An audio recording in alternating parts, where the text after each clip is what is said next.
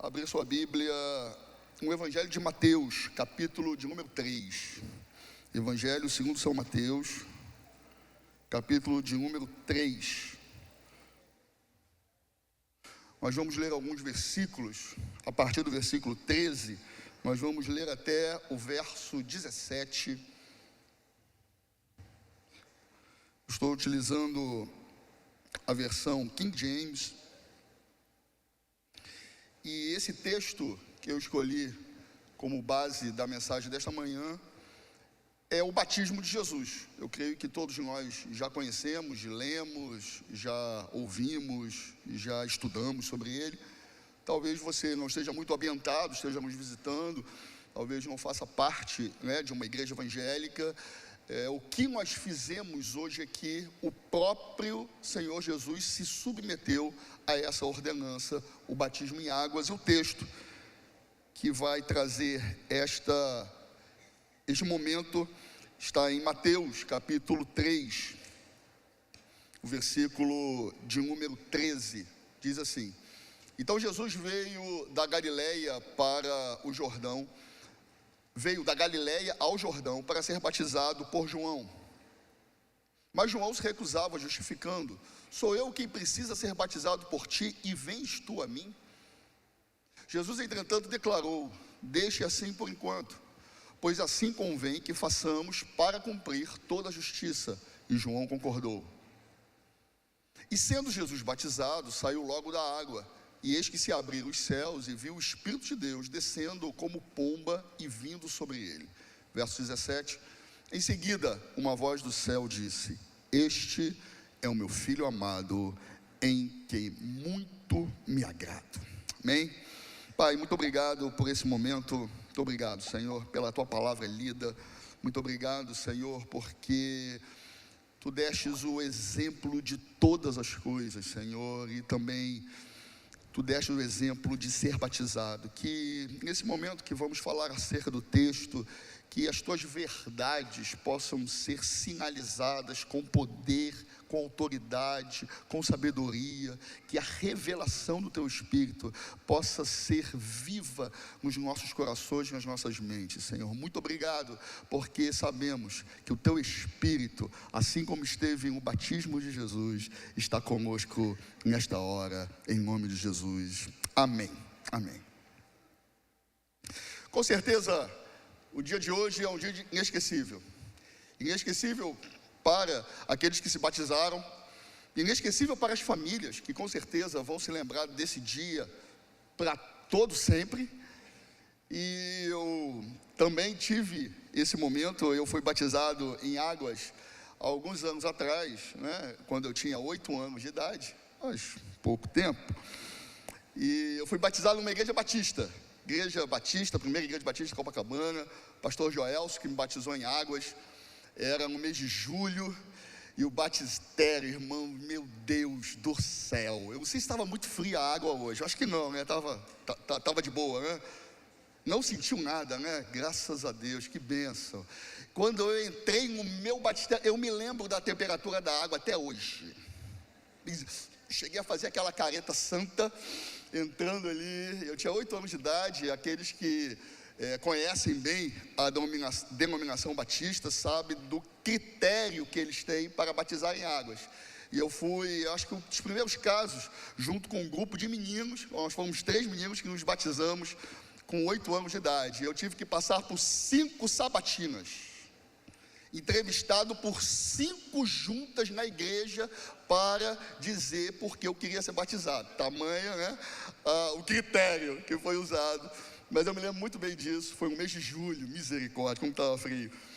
Mas essa data, esse momento marca a nossa vida. Eu me lembro do dia, eu me lembro da roupa que eu usava. Eu não me lembro muita coisa da minha infância não, mas eu me lembro perfeitamente desse dia, porque isso fica gravado nos nossos corações.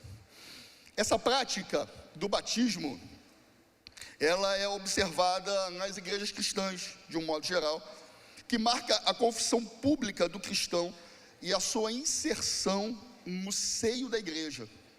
A partir do batismo, o cristão, ele assume uma responsabilidade não diante de Deus, porque essa responsabilidade já foi assumida no momento da sua conversão, mas é uma responsabilidade diante da igreja de Jesus, porque ele está consciente do seu papel no reino de Deus e diz: Senhor, eis-me aqui, vamos para dentro. Essa prática do batismo, dentro da ideia religiosa, é chamada de ritual de iniciação. Um nome assim meio não sei o que, né? Mas ritual de iniciação parece até bem macabro, né? Mas não só a igreja cristã faz esse tipo de ritual, várias religiões, inclusive o judaísmo. O judaísmo, ele utilizava o batismo como forma de purificação. João Batista, ele não inicia o batismo. Muitos e muitos, milhares de anos antes de João Batista, já se batizava. Mas João Batista, ele inova. Ele faz um outro tipo de batismo. Por quê? Até aquele momento, e você vai encontrar isso no texto sagrado, no livro de Levítico, no livro de Êxodo, aonde havia um ritual, uma cerimônia de purificação nas águas, aonde a pessoa que se purificava, ela se autobatizava. Ela entrava dentro da água e submergia nas águas e levantava depois como forma de purificação. Esse era o batismo judaico. João Batista, ele traz uma novidade a esse batismo, porque ele fala dessa purificação, mas não como algo dos gentios que se convertiam ao judaísmo, mas dos próprios judeus que precisavam se arrepender dos seus pecados. Olha só, quem se batizava em Israel? Quem estava chegando para o judaísmo, quem se convertia ao judaísmo. Mas João, ele batizava os próprios judeus. E ele que batizava, não era a pessoa que chegava e tomava lá o banho. Era ele que trazia as pessoas na água, talvez numa forma muito parecida do que nós fizemos hoje. No livro de Êxodo, quando Deus, ele manda Moisés construir o tabernáculo, ele fala que era necessário que nesse tabernáculo, que seria a igreja daquela época, deveria ter uma pia, uma pia de bronze, uma pia de cobre, e nessa pia estava água, evidentemente, aonde o sacerdote deveria se lavar depois de oferecer o sacrifício. Então essa ideia de purificação pela água é uma ideia bem antiga. No período interbíblico, entre o Antigo e o Novo Testamento, os prosélitos convertidos à religião judaica se autobatizavam, como nós falamos. João, ele inicia esse processo de uma forma diferente. Ele batizava os novos conversos e também aqueles judeus que precisavam de arrependimento. Quando os doutores da lei, aqui a gente já está entrando no texto, quando os doutores da lei, eles ouviam que João batizava, a forma como ele batizava, isso gerou um certo questionamento. E eles iam até o Jordão. João batizava bem próximo ao Mar Morto, ali poucos quilômetros da nascente e a foz, né? Da foz do Rio Jordão, né? Porque o Rio Jordão, ele nasce no Hermon, bem ao norte, e ele vai descendo toda a região de Israel e deságua nas águas do Mar Morto.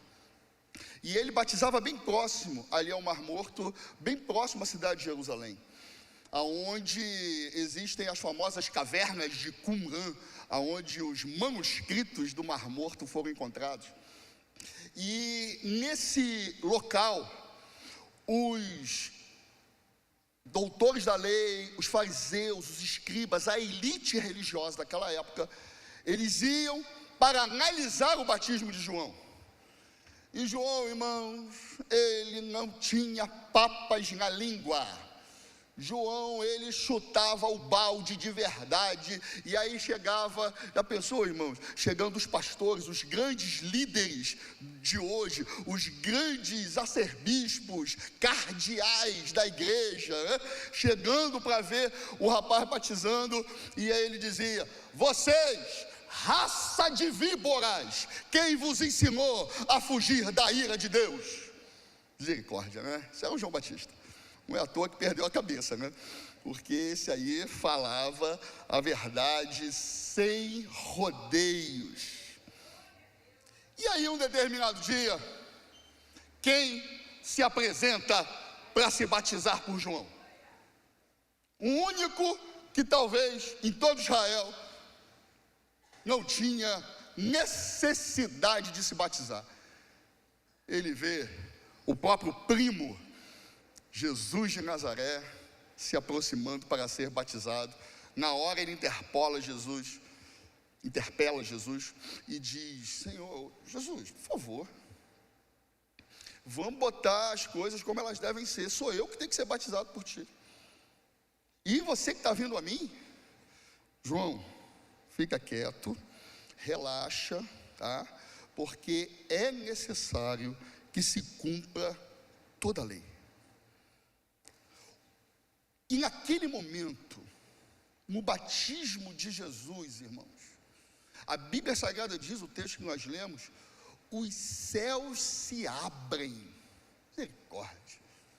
Chegar lá no céu, a gente vai colocar lá no remake, no replay, na telinha santa, para a gente ver esse dia. Eu quero ver como que foi esse negócio.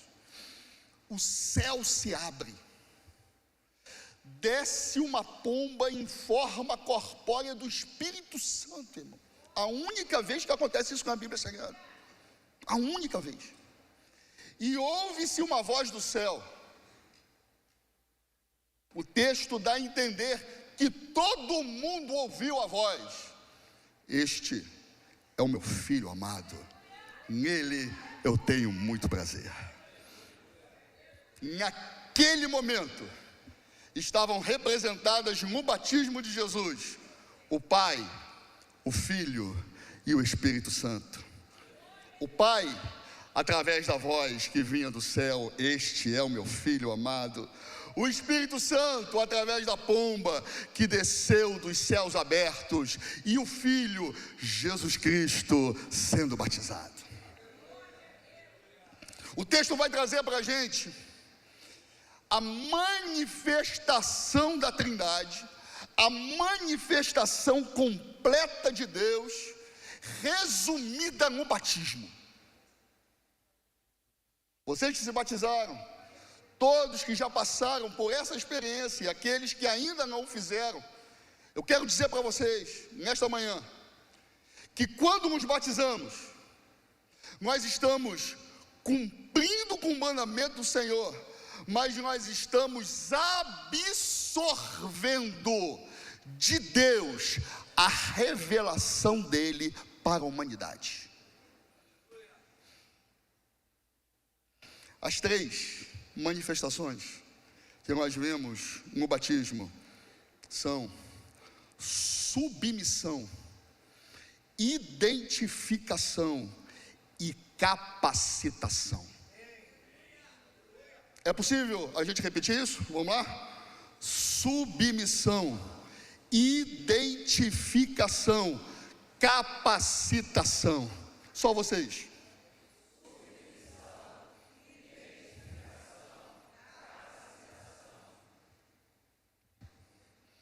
O texto sagrado, ele vai dizer para a gente que Jesus se batizou.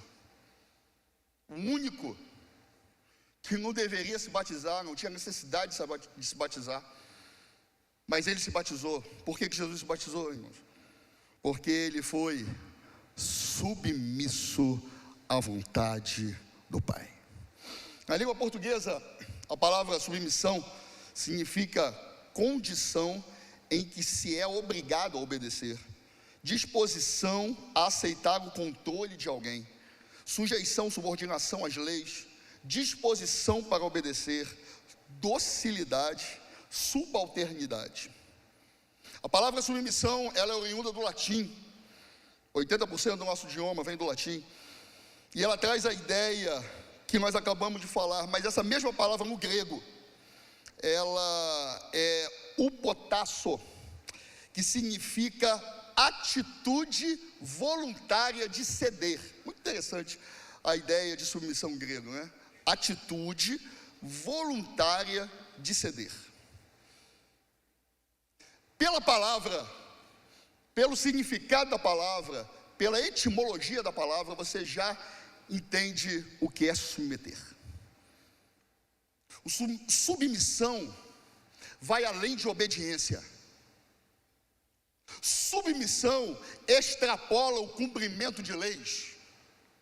Submissão é além do que simplesmente descer as águas batismais, porque está escrito na Bíblia. Submissão significa atitude voluntária de abrir mão das suas conveniências para servir o Senhor Jesus. Você que se batizou hoje, você que desceu as águas batismais, você que tomou esse banho gostoso, ainda bem que não estava frio. Preste atenção, meu irmão, você está se submetendo ao senhorio de Cristo de forma voluntária, espontânea, dizendo: Senhor, quem manda na minha vida és tu. Aleluia, aleluia.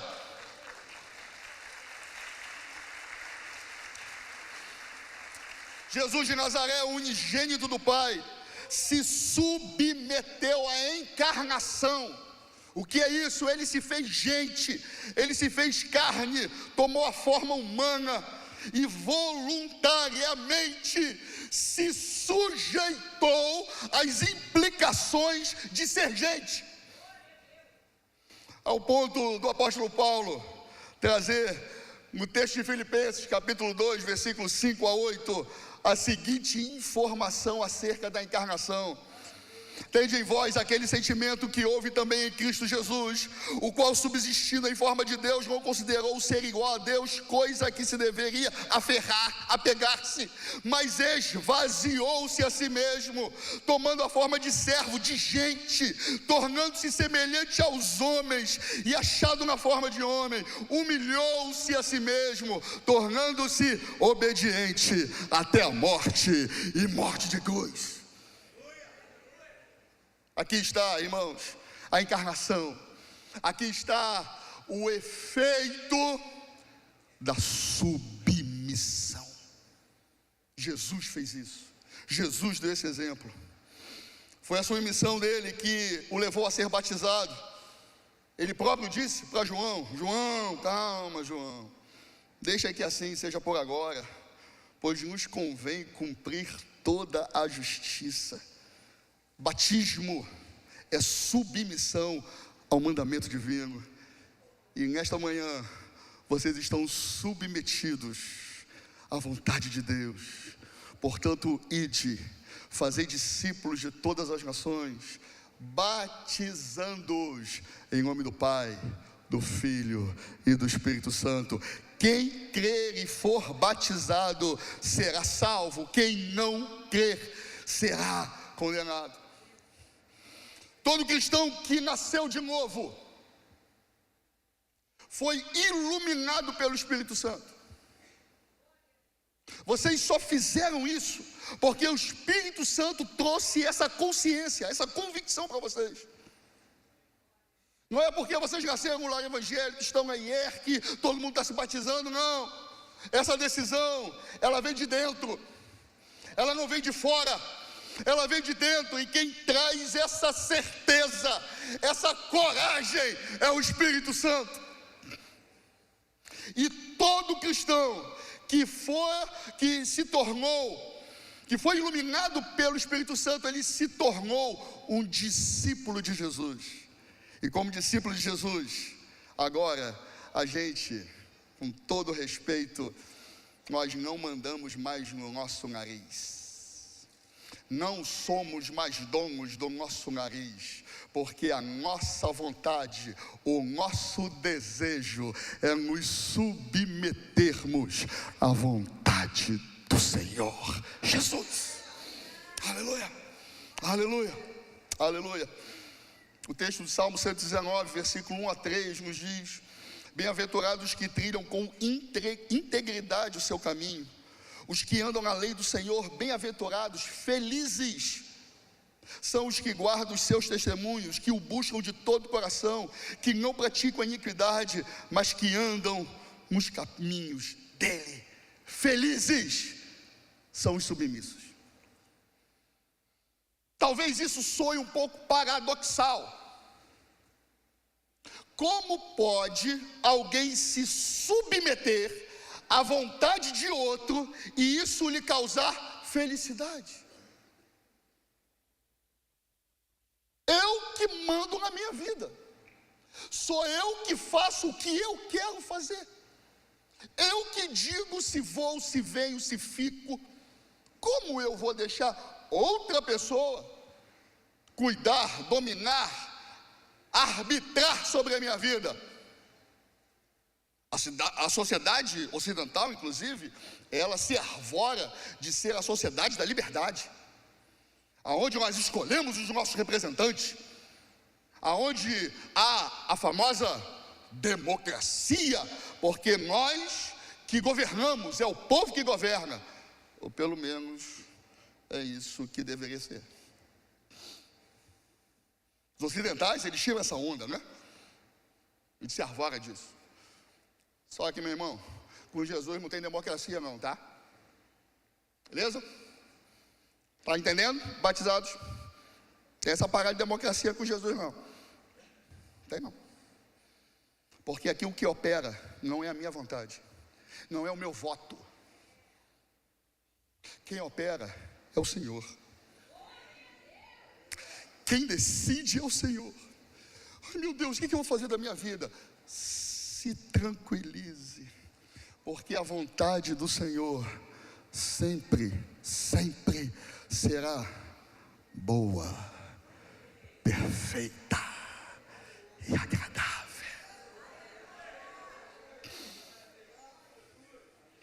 Sabe por que nós passamos o controle para Jesus? Porque a gente, na realidade, irmão, se enrola em controlar a nossa vida. Ou não? Tu que está todo endividado aí, tu sabe o que eu estou falando, né? Tá aí, Jesus, um cheque especial, Senhor. Você que está aí confuso aí no matrimônio e tal, aquela coisa toda. Jesus, o que eu fiz? Por quê? Porque você está controlando. Porque você que está mandando.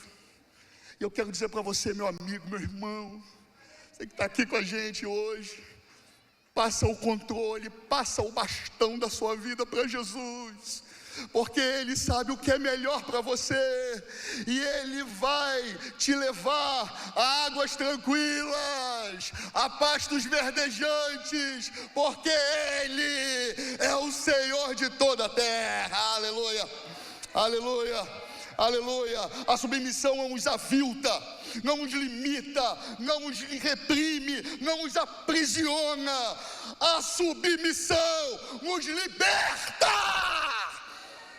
Aleluia, aleluia. Salomão nos ensinou isso. Há um caminho que ao homem parece ser direito, mas o fim são caminhos de morte.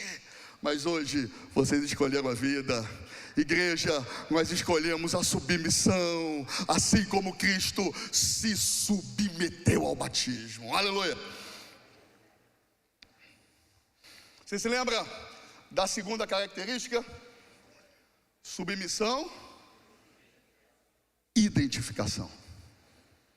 Identificação. A identificação é a participação do Pai no batismo. Eis que uma voz do céu dizia: este é o meu filho amado, eu tenho prazer nele. Esse é o momento que encerra o batismo de Jesus, quando ouve-se essa voz do céu. E essa voz do céu, ela faz o que, irmãos? ela identifica Jesus como filho amado de Deus. Esse é o meu filho amado. Às vezes nós achamos que essa expressão ela é exclusiva a Jesus. Ela é única, só direcionada a Jesus. Só Ele que pode receber esta denominação de filho amado. Mas, no entanto, o ensinamento bíblico, de uma forma muito contundente, ensinada pelo apóstolo João na sua primeira epístola, ele diz exatamente o contrário, irmãos. Não é só Jesus que é filho amado. Todos nós recebemos de Deus a mesma identificação, porque nós também somos filhos amados do Senhor. Aleluia, aleluia. Qualquer que guarda a sua palavra, nele realmente se tem aperfeiçoado o amor de Deus, e nisto sabemos que estamos nele. 1 João capítulo 2, versículo 5. Vede que grande amor nos tem concedido o Pai, que fôssemos chamados filhos de Deus, e nós o somos. Por isso o mundo não os conhece, porque não conheceu a Ele. 1 João 3:1. Nisto está o amor, não em que nós tenhamos amado a Deus, mas em que Ele nos amou a nós e enviou seu Filho como propiciação pelos nossos pecados. Irmãos, nós somos filhos amados de Deus. Eu não sei se dá para entender isso. Eu não sei se isso te basta. Mas quando caiu essa ficha, eu comecei a pensar: por que eu estou buscando cargo na igreja? Eu sou filho amado. Por que eu preciso aparecer para os outros? Eu sou filho amado. Para que eu preciso buscar reconhecimento? Eu sou filho amado. Por que eu estou me estressando o que os outros pensam de mim? Eu sou filho amado. Por que eu estou andando de cabeça baixa? Porque tem uma meia dúzia levantando calúnia contra mim. Eu sou filho amado de Deus.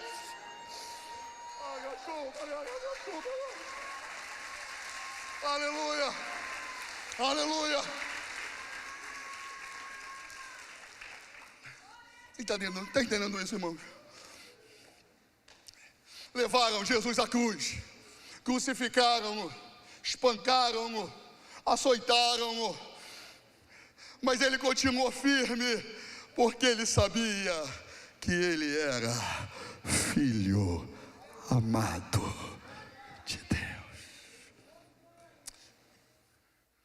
No batismo, quando você é sepultado nas águas do batismo, como diz o apóstolo Paulo em Romanos capítulo 6, e você ressuscita como nova criatura, você ouve de Deus a mesma expressão: você é meu filho amado. Isso não aconteceu só com Jesus, irmão, isso acontece com todos nós, porque o Senhor nos ama. Ele nos ama, independente de nós. Quando verdadeiramente entendemos, internalizamos essa verdade, a nossa autoestima vai nas alturas. Tá sorrindo desse jeito, rapaz? Tá com dinheiro? Não, sou filho amado. Mas tu tá todo posudo. O que aconteceu, rapaz? Comprou carro novo? Não, sou filho amado. Autoestima, gente. O nosso senso de pertencimento vai nas alturas. Nós estamos no Setembro Amarelo, mês de combate ao suicídio, e uma das causas do suicídio é a falta de pertencimento. Minha família não vai sentir minha falta porque eu sou um peso para minha família. O trabalho não faz mais sentido para mim. Toda pessoa que entra com pensamentos suicidas, ele tem obrigatoriamente falta de pertencimento. Pertencimento no meio. Mas quando nós ouvimos de Jesus, você é meu filho amado, nós nos pertencemos à família de Deus. E aqui nós não somos mais uma multidão, nós somos filhos de Deus, filhos amados de Deus, junto com outros filhos amados de Deus, e nós temos uma família em Cristo Jesus, porque somos filhos amados. Em nome de Jesus, entenda isso. Internalize isso. Você faz parte da família. Portanto, meu irmão, saiba que Deus lhe ama. Lhe ama acima de tudo. Lhe ama acima de tudo. Mesmo você sendo questionador, mesmo você sendo infiel, mesmo você sendo claudicante. O meu telefone está tocando, irmão. Eu não coloquei, meu Deus do céu, Jesus, acontece isso comigo, me queima mesmo, quebra. Mas agora não, porque o de bolso está no telefone, então depois ele quebra. Meu Deus do céu, Jesus, e aconteceu um dia isso, Vânia, ela está de cabeça baixa ali. Desculpa, meus irmãos, desculpa. Ainda bem que a gente assim, é cara de pau, né? Então leva de boa. Ai, eu me perdi completamente.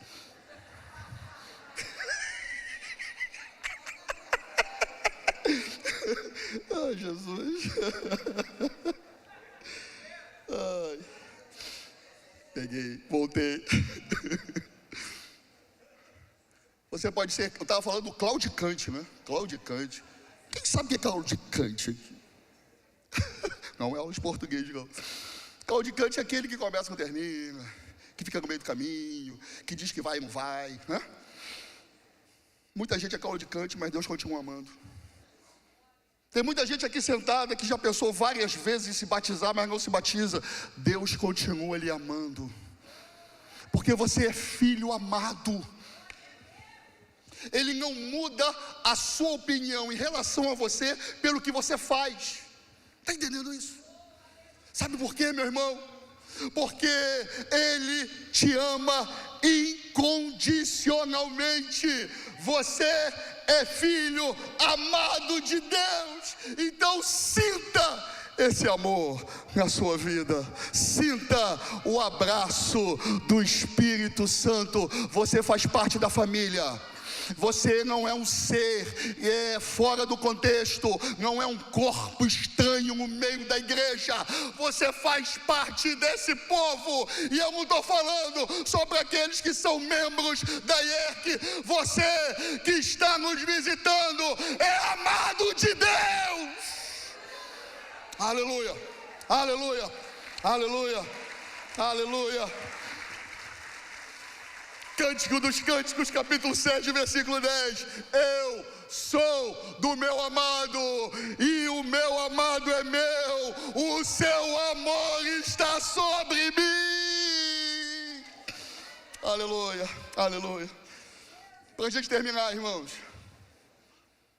nós falamos da submissão, da identificação, e está faltando o quê? Capacitação. E a capacitação é feita por quem?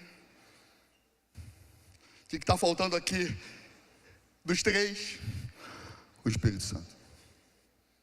O Espírito Santo.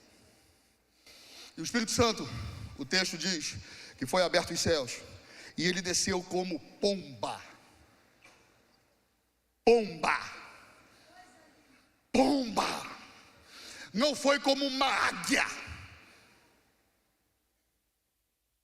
não foi como um cordeiro alado, não foi como o condor. Quem não sabe, o condor é a maior ave que existe, 3,5 metros de envergadura, porque ela abre as asas. Imagina um negócio desse.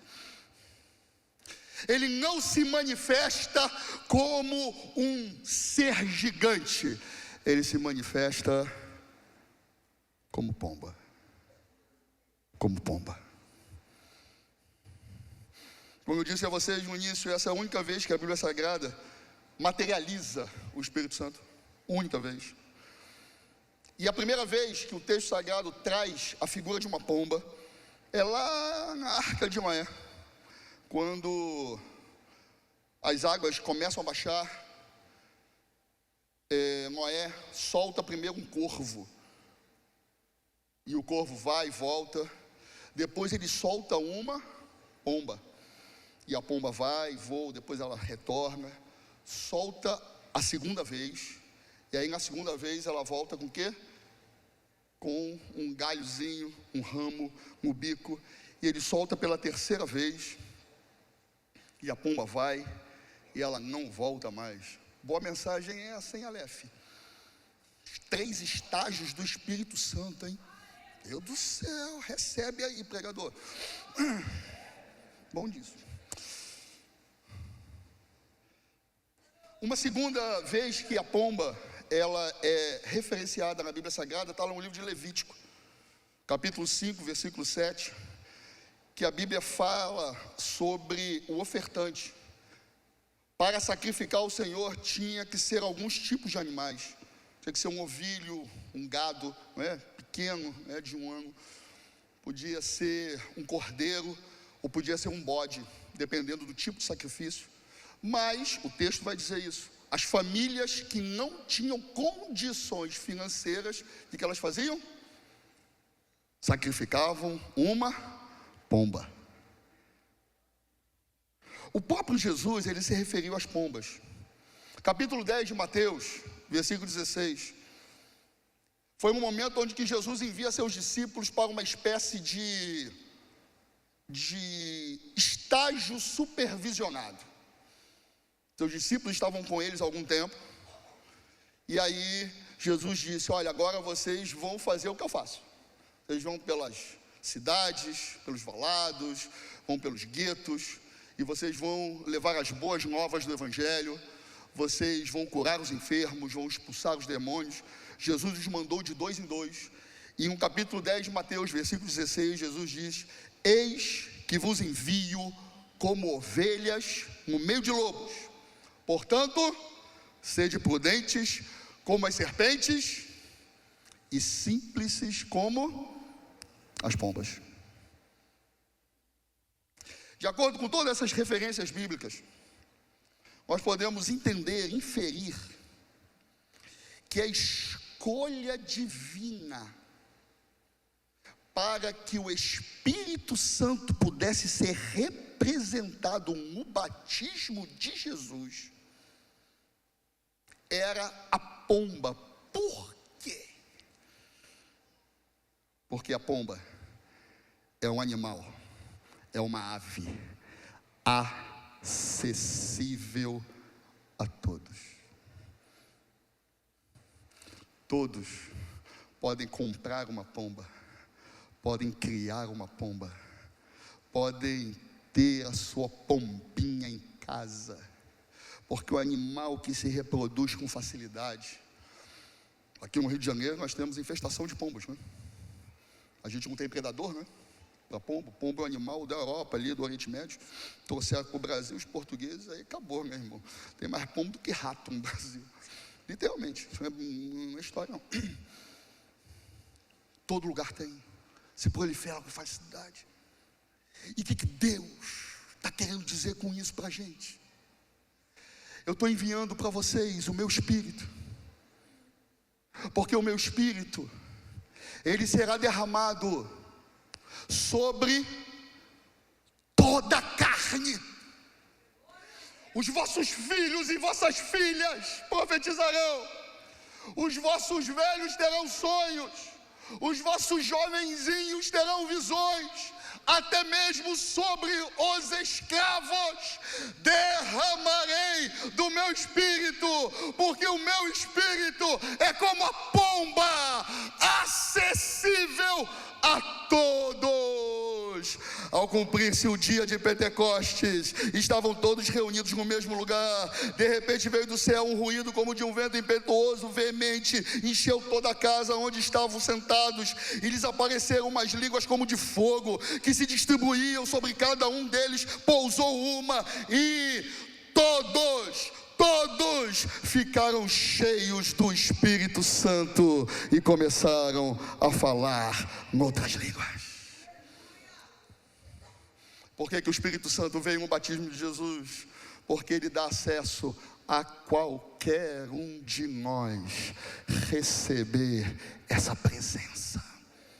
Não precisa ser pastor, não precisa conhecer a Bíblia, não precisa ter uma vida de oração, não precisa ser santo, não. Se você abrir o teu coração, o Espírito Santo vai entrar, o Espírito Santo vai agir, o Espírito Santo vai moldar, o Espírito Santo vai fazer a diferença, como fez na vida desses que se batizaram, ao ponto deles dizerem para uma igreja como a nossa, do tamanho da nossa: eu sou de Jesus. Quem faz isso é o Espírito Santo, porque ele está acessível a todos. Eu ainda não entendi. Você disse que o Espírito Santo é que capacita, mas você falou de acessibilidade.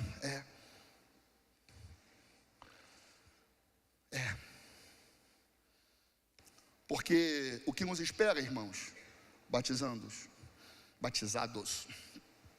igreja do Deus vivo, não é tarefa fácil, não é algo simples, porque o próprio Jesus, como eu acabei de ler, ele nos envia como ovelhas no meio de lobos.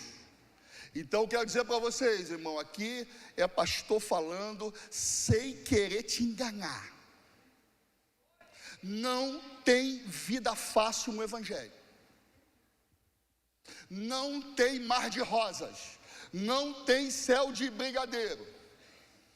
Algumas vezes Deus descortina um tempo de refrigério. Tu respira, tu se recompõe, aleluia. Daqui a pouco volta para a prova. Ai, Jesus do céu. É isso ou eu estou exagerando, irmão? É por aí, né? Só que você não desiste da batalha, você não arreda o pé, você não chuta o balde, você não diz que não quer mais saber de nada. Sabe por quê? Porque o Espírito Santo te capacita para a tua carreira, para a tua jornada, para o tempo que Ele vai te colocar aonde Ele quiser, e você estará preparado para tudo que vier à sua vida, porque o Espírito Santo, Ele está conosco. Aleluia, aleluia, aleluia, aleluia.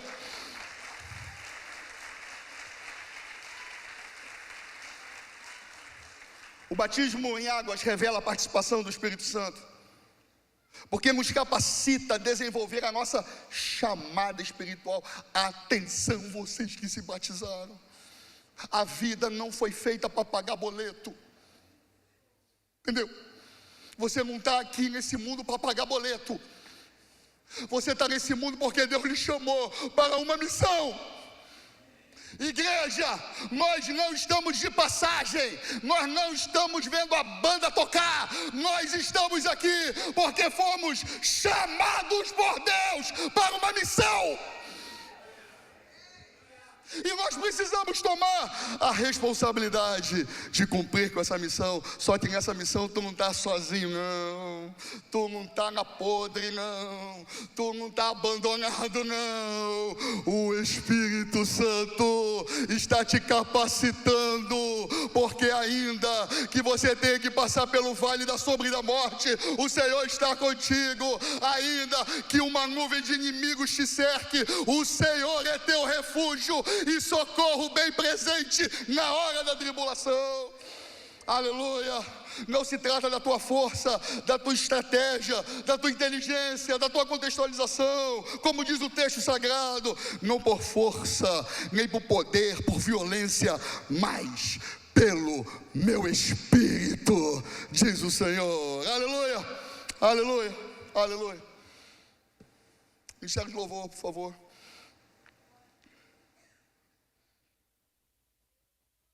A grande diferença